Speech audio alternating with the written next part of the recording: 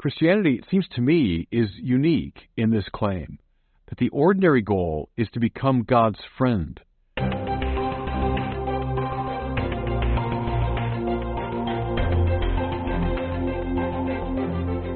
Welcome back to the Word on Fire show. I'm Brandon Vaught, the host and the Senior Publishing Director at Word on Fire. Christians often speak about having a personal relationship with Jesus Christ or knowing Jesus personally. But what does this actually mean? Is it possible? How do we go beyond just knowing about Jesus to knowing him? That's what we're talking about today, and we're doing so with Bishop Robert Barron, who joins us from our new Rochester studio. Bishop, good to be with you. Hey, Brandon, and it's gorgeous here in Rochester. You know, we're filming now early summer, and it's just amazing. You know, it seems like yesterday we were under mounds of snow and ice, and now it's like just gorgeous summer weather. The trees are blossoming, the birds are singing, so it's lovely. I just walked right past the Mayo Clinic, you know, coming over to our studio today. Well, speaking of the changes of seasons there, you are just wrapping up a great liturgical period, which is confirmation season for you. How did that go? It was your first one as an ordinary, correct?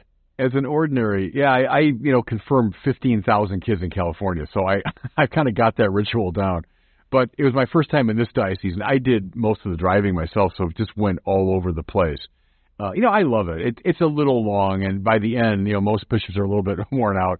In fact, yesterday I just dropped all my vestments off at the dry cleaner because they're all wrinkly and full of oil, and So, but I love confirmation season, and it's just an uplifting thing, and it's such a great day for these kids, and it's the inbreaking of the Holy Spirit. What's more important than that? I was thinking of you this past week, and our son Isaiah, our oldest son, was just confirmed, and before the confirmation mass, they do pictures with the bishop and the priest, and poor bishop has to stand up there for almost an hour with like 100 kids smiling. And I remember you saying that your jaw becomes like physically tired after hours and hours of that. It's a bit easier here. There are fewer kids at the confirmations. In California, I'd have 70, 80, 100 kids, and we did it, of course, after the ceremony, and it is a little exhausting. Yeah. Well, recording this in early June, which means you are about to depart for your next USCCB meeting, which is being held here in Orlando. What are you looking forward to with this upcoming meeting? Well, I'm chair of the committee on we call it LIMFLY, Laity, Marriage, Family Life, and Youth, and I'll be talking twice to the plenary session. Once about a new document on persons with disabilities. The last one we wrote was about 40 some years ago, so we're going to propose a new one. And then I'll be talking, too, about World Youth Day, which is coming up soon. And so our committee is kind of we're the point people for World Youth Day. So we'll see what else is on the agenda, but it's always good to get together and see the brother bishops. Let's turn to today's topic, which is knowing Jesus personally. And I want to begin with the 30,000-foot question, which is, how does this make any sense at all? I think a lot of people around the world, when they hear Christians saying, I met with Jesus, or Jesus told me this or that, or Jesus and I were together, they think that's just crazy, that's ludicrous. How could you possibly have a relationship with a man who died 2,000 years ago? So let's start with that. How would you respond to that basic sort of objection? Well, the key, of course, is God. If God is outside of space and time, and if someone is united to God in some way, well, then they, at least to a degree, can transcend space and time. And I'm talking first now rather generically, so we can talk about I pray for the dead, or I pray to a saint who lived long, long, long ago. You could say the same thing. Well, isn't that kind of crazy? What do you mean you're in a personal relationship with Augustine of Hippo? Well, yeah, in the measure that Augustine of Hippo is connected to God who transcends space and time. No, it's not ludicrous at all to say that. Now, take the next step. When talking about Jesus, we're not just talking about a saint. We're talking about the one who is in his own person both divine and human, who is the God-man. And so the closeness of the humanity of Jesus to divinity is such that, yes, we can communicate with Jesus because he is God. His humanity is grounded in his divine person. So I would just maybe begin with the saints as a somewhat less dramatic example, or even someone in your family, Brandon, who's died, but you maintain a relationship with them of prayer and solidarity. Think of my own father. I feel his presence strongly. I ask him to intercede for me all the time. Okay, I've got a personal relationship with him, though he died many years ago. But a fortiori with Jesus, who's the God-man. I think one of the keys often missed when skeptics are trying to understand how this actually works is the key belief that Jesus is not dead, but is in fact alive. The saints are not dead, but are in fact alive. Yes, it'd be ludicrous to talk with people who had been dead. They couldn't communicate with you, but that's not what we believe. Now, skeptics might reject that, but I think they could at least find it more coherent if they put those two facts together. Yeah, think of the biblical claim that God is the God of Abraham, Isaac, and Jacob. And so when that's said, those people lived eons ago. Their bones have long turned to dust. They're, from a worldly standpoint, as gone as they can be. But yet God is not the God of the dead, but of the living.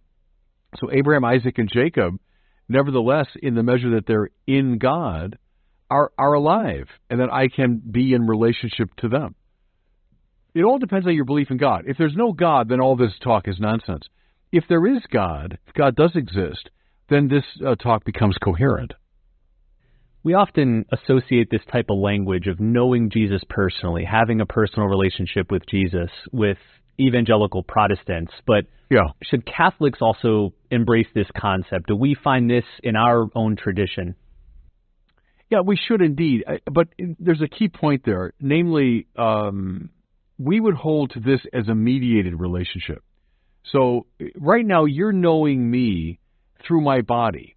So it's through my gestures and my voice and my presence that you come to know me. Well, Jesus is known 2,000 years ago through the body that he had when he was walking, the hills of Galilee. But now we say he has this mystical body of the church. So he's known through his church. Saul, Saul, why are you persecuting me? Whatsoever you do to the least of my brothers and sisters, you do it to me. And so Christ is now present to us, but in his mystical body, the church. That means that our relationship to him is real and personal, but it's mediated. It's mediated through the church. What we resist in some of the evangelical language is a wedge that seems to be driven between this personal relationship and then there's the church over here, which is like, a lot of, bureaucratic, institutional reality and so on. Good and important, but the real thing is your personal relationship. We would say, no, it's through the saints and through the official teaching of the church and through the sacraments, above all through the Eucharist, through good preaching, through the church, we have this personal relationship with Jesus. So I think we're wary of a wedge that the evangelicals might drive between that relationship and the church. Why does it even matter whether we know Jesus personally? Why is it not enough just to know him intellectually, morally, just to admire him, follow his teachings? Why do we need to know him at the personal level? Well, think of Jesus' own words. I no longer call you servants, but friends. That is the still breathtaking, ordinary goal of the Christian life. It's not simply to be an adept of God, a disciple, a follower, someone who honors and worships God. All that is true of any religion. Christianity, it seems to me, is unique in this claim, that the ordinary goal is to become God's friend.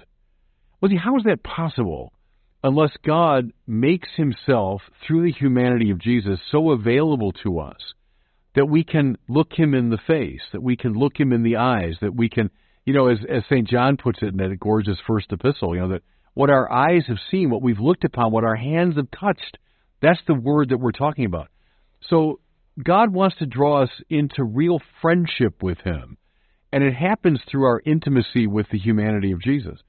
Think here of Paul's language of Christ is the icon of the invisible God. Well, God is invisible, yes, because God is the unconditioned source of existence.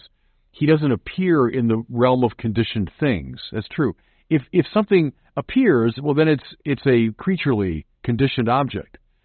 But God can make, as it were, an icon of himself. just as a beautiful icon of the Blessed Mother or of a saint, draws you into itself, into communion with the one whom it depicts, right? Well, in a very similar way, the humanity of Jesus, we would say, is an icon of the invisible God. It's the means by which God has made himself available to us for the sake of real intimacy and real friendship. I know many people might wonder how a bishop personally relates to Jesus. So can you share a little bit about your own experience? What does your friendship with Jesus look like? What's that like? Well, I'll tell you, this morning, just a couple hours before I came in here, I begin every day with a holy hour. And it's a privilege of mine as a bishop, I can keep the Blessed Sacrament in my home. So I come out of my room and I just look down a corridor, and we have a nice room at the end there that we've made into a chapel. And the Blessed Sacrament is there. I think too, Brandon, a lot of times I come back from an event or something or a trip, and it might be late at night. I climb up those stairs, it's dark in the hallway, and before I go to my room, I can look to the left and I see the sanctuary lamp. And I realize, well, the Lord Jesus is here. He's personally, really, truly, and substantially present to me. So that relationship with the Blessed Sacrament, which I make very sacred every morning by my holy hour, that I do it not in the backyard or downstairs, but I do it in the presence of the Blessed Sacrament. That's an important part of my personal relationship. Obviously, as a priest, the Mass. The Mass is the source and sum of the Christian life, and as a priest, as a bishop, I have the privilege of presiding at Mass, celebrating the Mass, confecting the Eucharist. In all those ways, there's a real intimacy with the Lord. Something else, and it's not just the Mass, but all the sacraments. As a priest, I operate in what we call persona Christi, in the very person of Christ. Vatican II says that when a child is baptized, it's Christ who baptizes, right? When someone receives the word of forgiveness, it's Christ who forgives. Well, it doesn't mean the priest is morally at the level of Christ. That's the mistake people make. Oh, what a weird kind of clericalism. You think you're as good as Jesus. Well, no, that's not it at all. It's the priest is operating in persona Christi. Christ is using me instrumentally to do his own work, so that my voice becomes a bearer of his voice, my hands a bearer of his hands. That's very powerful, I can tell you now. That's speaking as a priest and as a bishop, that really in a way everything I do, whenever I preach or teach, I'm doing it not in my own name. I'm not sharing my private opinions about things, or I'm not inventing my own little religious gestures, but I'm operating in persona Christi. That to me is very important for my personal relationship with the Lord. So those are a few things I'd say. I'd be curious to know, whenever you're communing with Christ through prayer, whenever you're praying with Jesus, if you envision a particular image or face of Christ. I know for a lot of people, either they choose to or unconsciously they project the face of one of the Jesuses in film, the actors that have played Jesus, Jim Caviezel or Jonathan Rumi. Right. And I think it's an attempt to make Jesus a real concrete person and not just an abstract force or thought. But what's that like for you? I would say a couple of things about that. What's funny is I came to know both those fellows when I was in California. Jim Caviezel was from my pastoral region, so I met him, was with him a number of times. And then Jonathan Rumi I know very well. I count him really as a friend. And so it's a little hard for me to summon that, even though I love both their depictions of the Lord, but to summon their face, because I just know them in the ordinary way. Here's what I'll say though. Cardinal George mentioned this to me one time, that when he was a young guy in the OMI order, he had a spiritual director who said, every year you should read not a book of Christology, that's fine, but you should read a book about the life of Jesus that engages your imagination around him. So we might think of Fulton Sheen's, Life of Christ, or The Lord by Guardini or something like that. And I thought it was a very interesting insight, because especially people like me or more intellectual types, sure, a book of Christology, and the understanding the natures in person, and okay, but a book that would bring vividly before you maybe in like Newman's sense of real assent. I can assent notionally to the concepts about Jesus, but now this particular Jesus that brings that figure before your mind's eye. Second observation is I tend to prefer when I'm praying an iconic image of Jesus, not a photographic one, if you know what I mean. It's a beautiful icon that was given to me by the Orthodox Archbishop of Chicago when he came up here for a visit. I love it, and it's an iconic representation of Jesus. Now, why do I prefer that? Well, to me, it speaks of kind of the dual nature, that you get both the humanity of Jesus, there he is, concretely represented, but at the same time, there's something always mystical about those iconic representations. It's not just, there's like an ordinary photograph of somebody. It's a mystical picture that awakens your sense of the divinity of the Lord.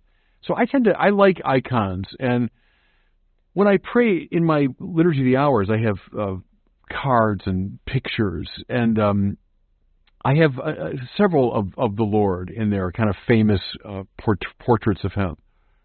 So yeah, I do that when I pray to instantiate my sense of Jesus. A couple weeks back, during our discussion of the new TV show Mrs. Davis, we mentioned one of the most intriguing elements of the show was its depiction of the mystical spousal relationship between Jesus and the protagonist, who was a nun, Sister Simone. Can you talk more about this type of intimate spiritual relationship? And is this type of heightened spiritual intimacy reserved for priests and religious, or is this something that lay people should aspire to as well? No, I think so. The thing is, don't sexualize the imagery. Some of the mystics do that. Think of Bernard and John of the Cross and others, and they're relying on the Song of Songs, the love poem, and they see the soul in relation to Christ and all that. Think of Bernard. You go from the kiss of the feet, which is penitence, the kiss of the hand, which is discipleship, and the kiss of the mouth, which is the intimacy of friendship. Now, I just would say don't sexualize that, but it's a way of just hinting at the intimacy we're meant to have with the Lord. Call it friendship. Friendship at a very high, intense level, a sharing of mind and heart and will and purpose, and So I would do it that way. Again, the mystics, if you want to follow them down those paths, that's fine. And I think some of them have this very heightened sense of that intimacy, and they will reach for, indeed, sexual language. John of the Cross does that, in his great poetry. I mean, fine, as far as it goes, as long as you, I think, don't hyper-literalize that language. But it's meant to signal this real intimacy that we're talking about. Lest Jesus become, as you suggest, either a distant historical figure or the embodiment of some, abstract ideal, then Christianity has unraveled. It is a real friendship with him. In my experience, and at the risk of overgeneralizing here, I found that men often struggle more than women developing this type of intimate personal relationship with Christ. I think a lot of men find it easy to see Christ as moral exemplar, brother, warrior, savior, whatever your image, but divine lover or close intimate friend, we find that a little more challenging. So what advice would you give to men who want to grow closer to Jesus personally? Yeah, follow him, become his disciple, and then you'll find in time that discipleship leads you to friendship, because I no longer call you servants, mere slavish followers, but friends. So begin with discipleship. Do what the Lord commands. Don't ask a lot of questions. You're a good soldier, and you're following the commands of your superior. So do it. And then you'll find in time that you're being drawn more and more into friendship. He might test your discipleship. Every single mystic talks about that. He might withdraw from you some of the warm feelings you had in discipleship, some of the positive feedback. He might make your discipleship an unpopular path to walk. In fact, I would say, Brandon, if he doesn't, something's the matter. If you just effortlessly follow the Lord and there's never been a time of trial, opposition, difficulty, I can almost guarantee you're not really following him. So start on that path, and you'll find that he will draw you into friendship, into intimacy with him. And it's like good friends aren't expecting an emotional high every time they get together.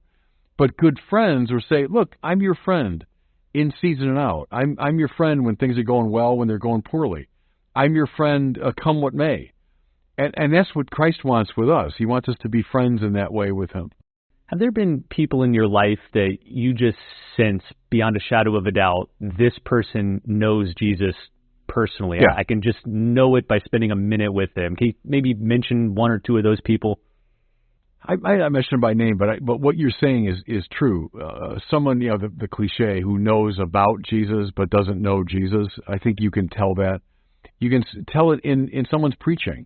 It might be very brilliant preaching, someone that knows a lot about him, but doesn't know him. But that's the mark of a saint. That's the mark of a saint that is a friend of the Lord. And I think, yes, you can tell. It's the fruits of the Holy Spirit. That's where you see it. People that radiate love and joy and patience and equanimity and all those things mentioned in Galatians 5. Someone that makes you feel more alive and makes you want to love the Lord more. That's someone that really has a relationship with Jesus.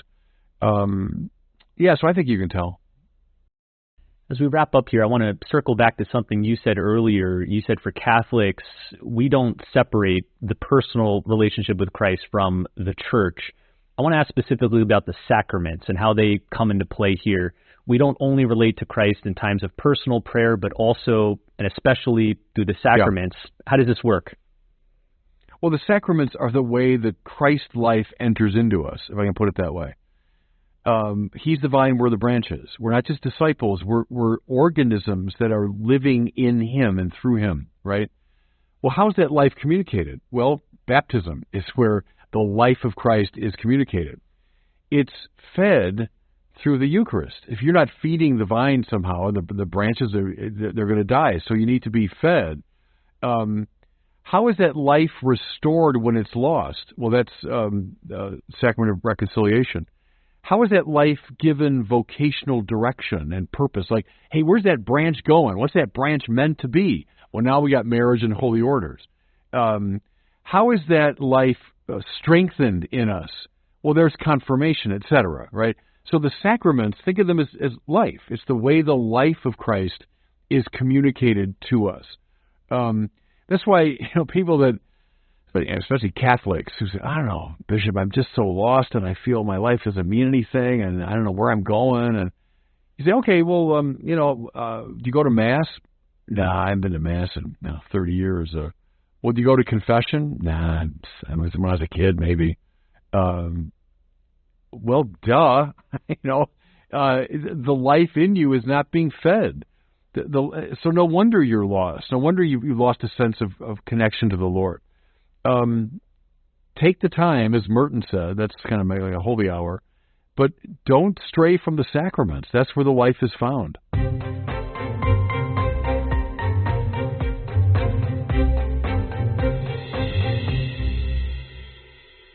Well, it's time now for our question from one of our listeners. If you have something you'd like to ask Bishop Barron, send it in to us at the website askbishopbarron.com. Today we have a really interesting one. As you'll hear in this young man's question, he lives in Israel, was raised Jewish, then became atheist, now is considering converting to Catholicism, and he wants some guidance from you, Bishop. So here's his question. Okay. Hey, Bishop Barron. My name is David, and I live in Israel. Firstly, I wanted to thank you for your work. It is due in large part to you that I am seriously considering converting to Catholicism. I was raised Orthodox Jewish, but have been an atheist since my early 20s. My question is, I'm going to be moving with my family to Nashville, Tennessee this July, but I don't know how to go about picking a church. Do you have some things that I should look for in a church and maybe some things that would be worth avoiding? Thank you so much, and God bless you. Yeah, well, thank you for that question, and God bless you and your spiritual journey. Look for a place where the Mass is celebrated reverently according to the Roman rite, where the preaching is faithful to the doctrine of the Orthodox faith. Look for a place where the people seem to be alive. If a parish is just people kind of going through the motions, is there a lot of life and activity in that place? Look for a place that has a lot of young people, a lot of young families. That to me is a sign of health. But I would say the liturgy and the preaching, and make sure that the Orthodox Catholic faith is being proclaimed clearly. There's a lively sacramental life. Those are some of the signs of vitality. If you're hearing preaching that's more vacillating and more questions and answers and what do I know, if the liturgy is just kind of a rote process, if it seems like it's lacking in reverence, I would stay away from a place like that. I know if you're brand new in the country, you might not know a lot of people yet, but you have to rely on people that you trust. Like, is there a place that they have found that is that really feeds their faith? Follow that instinct. But also, have the flexibility to say, okay, I went to this parish, but this is not, I don't think, the best place for me. And there's another one I've heard about. Let me try that. Have a little flexibility. But I'd look for, good preaching, a good liturgy, fidelity to the Orthodox faith. Well, as we wrap up here, I want to share with everybody a new book coming out from Word on Fire. It just released. It is titled Why They Follow, Lessons in Church Communication from That One Lost Sheep. And it's by Matthew Warner. Matt is one of the leading communication experts in the Catholic Church today, and this book is like a one-on-one master class with him. Americans are drifting away from the church in record numbers, and at the heart of this crisis, Matt claims, is a failure in communication. The gospel message simply hasn't got through. People don't know what it is that they're leaving. And so in this book, Matt, who is the founder and CEO of Flocknote, the popular email and texting tool used by thousands of parishes, he combines research, personal stories, and biblical wisdom to deliver a fresh and much-needed guide to bringing the lost sheep back into the fold. So again, it's called Why They Follow. If you work in ministry, you're a parish or diocesan leader, a school leader, you'll find a lot of rich advice in this book to help you out. Well, thanks so much for watching and listening, and we'll see you next time on the Word on Fire show.